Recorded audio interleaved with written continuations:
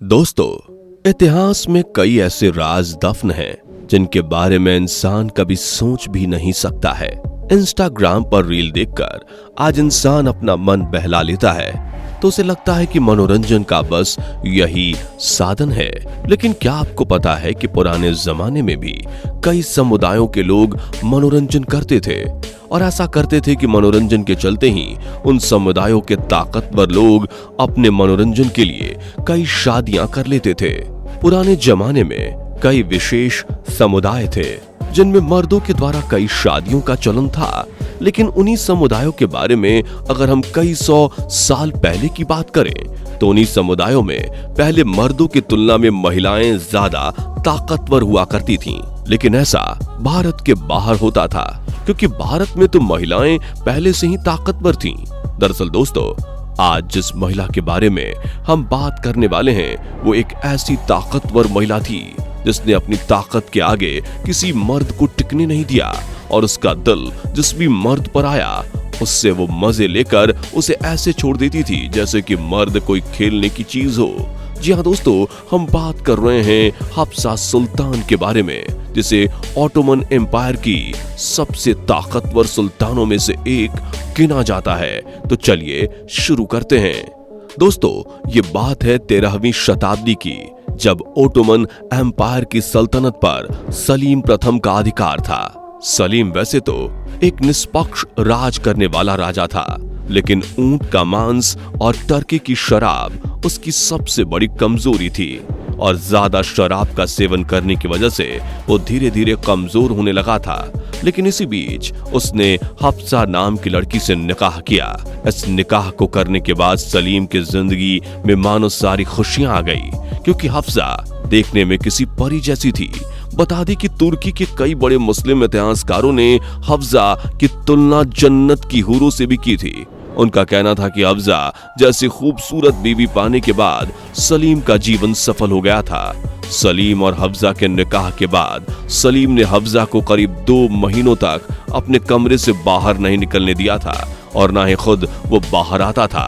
हफ्सा की खूबसूरती का खुमार उसके तन बदन से निकल ही नहीं रहा था। महल में उपस्थित सभी बड़े मंत्री भी हफ्सा की एक झलक पाने को बेचैन हो गए थे। वैसे तो हफ्सा के माँ बाप के बारे में कुछ खास खबर नहीं है, लेकिन कई बड़े इतिहासकार बताते हैं कि हफ्सा एक गुलाम मूल की थी जो कि किसी तरह एक अंग्रेज के हाथ लग गई थी। और जब वो अंग्रेज हफ्सा को अपने साथ लेकर जा रहा था तो कुछ तुर्की लोगों ने हफ्सा को देखा और उसे मजे लेने के लिए अपने कब्जे में ले लिया और बाद में महल में पेश किया। महल में सलीम ने जैसे ही हफ्सा को देखा तो उसके मन में सबसे पहले यही ख्याल आया, कितनी नायाब चीज सड़कों पर क्या कर रही है। हफ्सा ने भी मौके के नजाकत को समझा और सलीम से कहा कि हमें आपसे मोहब्बत हो गई है और हम आपसे निकाह करना चाहते हैं। इस पर सलीम और पागल हो गया था। दोस्तों, सलीम की जिंदगी में जब से हफ्सा ने कदम रखा था, सलीम मानो एक अलग ही दुनिया में पहुंच चुका था। सलीम हफ्सा का इस कदर दीवाना हो चुका था कि अगर हफ्सा सलीम से कह दे कि हाथी उड़ सकता है तो सलीम ये कहता कि हाँ, हाथी उड़ लेता है। मैंने आज ही सुबह हाथी को उड़ते हुए भी देखा था। दोस्तों, निकाह के करीब 2 से 3 महीने बाद सलीम ने जब अपने कक्ष से बाहर पैर निकाला और गद्दी पर जाकर वापस बैठा तो उसे पता चला कि कॉन्स्टेंटिनोपल के सुल्तान हैटस ने उस पर यह इल्जाम लगाया है कि कॉन्स्टेंटिनोपल की जमीन का कुछ भाग उसके सैनिकों ने कब्जा कर रखा है और अगर उसे जल्द से जल्द खाली न किया गया तो वो सलीम के राज्य पर हमला कर देगा। लेकिन सलीम इस बात को बिल्कुल हल्के में ले गया और उसने इस बात को बिल्कुल ही हवा में उड़ा दिया। इसके कुछ दिन बाद ही हैटस ने अपनी सेना का एक बड़ा भाग भेजकर सलीम के राज्य को चारों तरफ से घेर लिया। वैसे भी हैटस के पास पूरे तुर्की की सबसे बड़ी सेना थी। उसी समय हफ्सा अपनी कुछ दासियों के साथ बगीचे में धूप सेक रही थी।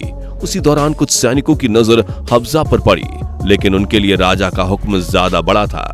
कुछ समय बाद ही एक समझौते के मुताबिक सैनिकों ने अपने कदम वापस लिए और वो वापस कॉन्स्टेंटिनोपल की तरफ निकल गए। कॉन्स्टेंटिनोपल जाकर कुछ सैनिकों ने हैटस से हफ्सा के बारे में बताया तो हैटस को हैरानी हुई कि उसके पास सब कुछ सलीम से ज्यादा है, तो ये खूबसूरती सलीम के पास क्या कर रही है। हैटस ने तुरंत सलीम को एक पत्र भिजवाया जिसमें उसने लिखवाया कि हम तुमसे दोस्ती के लिए हाथ बढ़ाते हैं और कॉन्स्टेंटिनोपल का जो भी हिस्सा चाहो वो तुम ले सकते हो। और आगे हैटस ने लिखा कि वो उससे मित्रता की भेंट उसके महल में करना चाहता है। जब ये बात सलीम ने हफ्जा को बताई तो वो अंदर ही अंदर सब कुछ समझ चुकी थी, क्योंकि वो सलीम से ज्यादा चालाक और समझदार थी। ये बातें सुनकर वो समझ गई थी कि हैटस कुछ और चाहता है, और इधर सलीम को पत्र पढ़कर ये लग रहा था कि हैटस उससे डर गया है और ये सब वो माफी के लिए लिख रहा है। खैर, अगला पत्र सलीम की तरफ से हैटस को गया, जिसमें लिखा गया था कि हम भी आपसे मित्रता करना चाहते हैं, और ऐसा लिखकर उसने हैटस को महल आने को कहा। हैटस बस सलीम के पत्र का ही इंतजार कर रहा था। हैटस ने तुरंत जाने की तैयारी करी और अपने साथ कुछ महंगे तोहफे लिए, जिनमें से कुछ नायाब तोहफे थे जो हफ्जा के लिए थे। हैटस हफ्जा को देखने के लिए बेताब था, इसलिए उसने तुरंत सेना तैयार की और अगले ही दिन तुर्की पहुंच गया। सलीम को पता चला तो उसने हैटस का स्वागत बड़े ही जोरों शोरों से कर पाया। सलीम ने कुछ देर बाद जब हैटस का सबसे परिचय कराना शुरू किया तो सबका परिचय कराने के बाद उसने हफ्जा को आवाज लगाई। हफ्जा के साथ कई दासियां भी चली आ रही थीं। उस समय हैटस की नजरें हफ्जा के चेहरे से हट नहीं रही थी।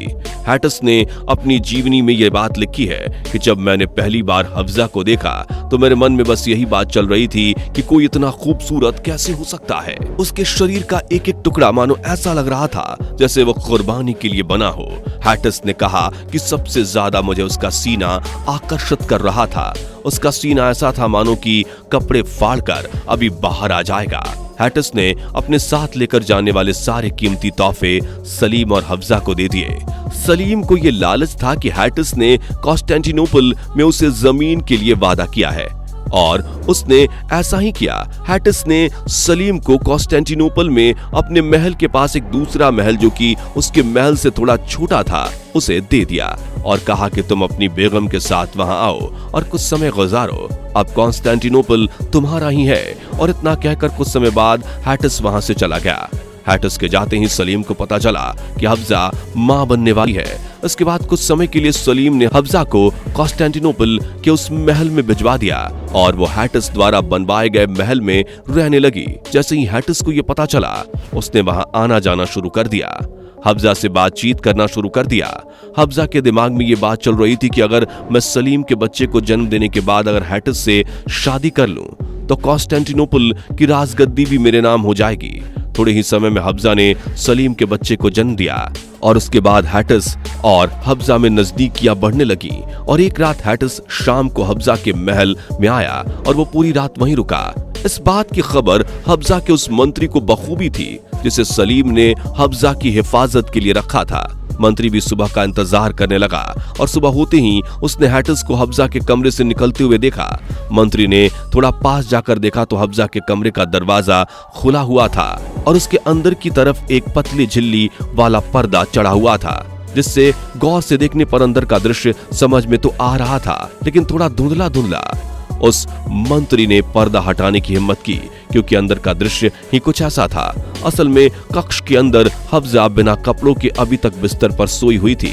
ये देखकर मंत्री के होश उड़ गए, लेकिन कुछ ही सेकंड्स में हफ्जा के हुस्न के आगे मंत्री का ईमान भी डगमगाया और उसके मन में लालच आ गया और उसको मालूम था कि हैटस अभी गया है और वो तुरंत नहीं आएगा और महल में कोई और नहीं है, दरबान है भी तो नीचे हैं। इसलिए उसने हिम्मत की और आगे बढ़ा। जैसे उसने कदम बढ़ाया हफ्जा उठ गई और उठते ही मंत्री को देखकर चौंक गई और बोली, तुम यहाँ क्या कर रहे हो?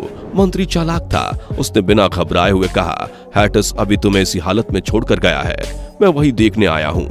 हफ्जा समझ गई कि अब कैसे भी करके इसका मुंह बंद करना पड़ेगा, इसलिए हफ्जा ने मंत्री को अंदर बुलाया और दरवाजा बंद कर दिया। अब बंद दरवाजे के पीछे हफ्जा ने उसको अपने हुस्न का जाम पिलाया। अब दिन में हफ्जा मंत्री को मजे देती और रात में हैटस को। दोस्तों, हफ्जा इतनी ज्यादा चालाक थी कि उसकी इसी चालाकी की वजह से उसके संबंध 200 से भी ज्यादा मर्दों के साथ थे। दोस्तों, ऑटोमन एम्पायर के इतिहास में हफ्जा एक ऐसी पहली महिला थी जिसके 3 पति थे और बाद में उसने इस बात को सबके सामने कह दिया था कि अगर मर्द 3 बीवियां रख सकते हैं तो औरतें क्यों नहीं। और इसी वजह से कई बड़ी मुस्लिम शख्सियतों ने उसे एक साजिश के तहत मरवा दिया था। इन मुस्लिम शख्सियतों में हैटस और सुलेमान भी शामिल थे। उन्होंने ऐसा इसलिए किया क्योंकि उनके पास मौज मस्ती के लिए लड़कियों की कमी नहीं थी, लेकिन इस बात को हफ्जा समझ नहीं पाई और जब तक वो इस बात को समझती तब तक वो अल्लाह को प्यारी हो चुकी थी।